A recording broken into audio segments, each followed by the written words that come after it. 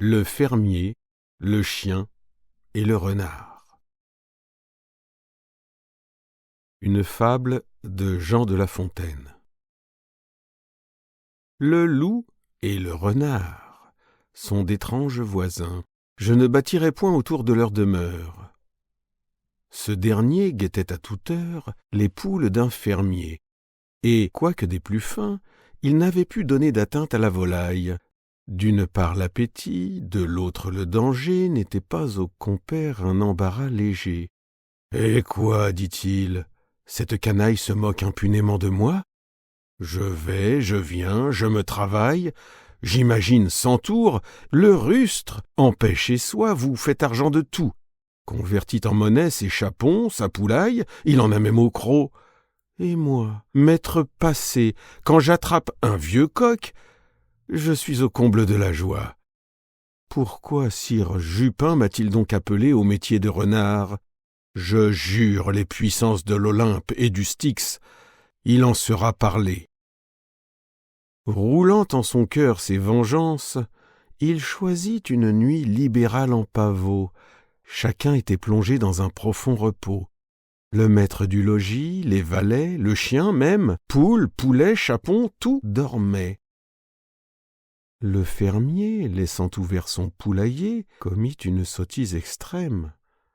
Le voleur tourne tant qu'il entre au lieu guetté, le dépeuple, remplit de meurtres la cité.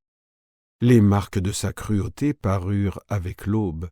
On vit un étalage de corps sanglants et de carnage.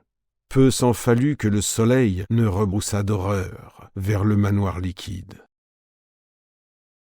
Tel, et d'un spectacle pareil, Apollon, irrité contre le fier Atride, joncha son camp de morts. On vit presque détruit l'ost des Grecs, et ce fut l'ouvrage d'une nuit.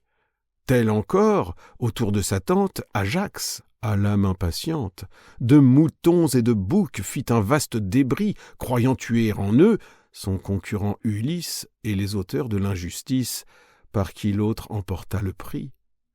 Le renard, autre Ajax, aux volailles funestes, emporte ce qu'il peut, laisse étendu le reste.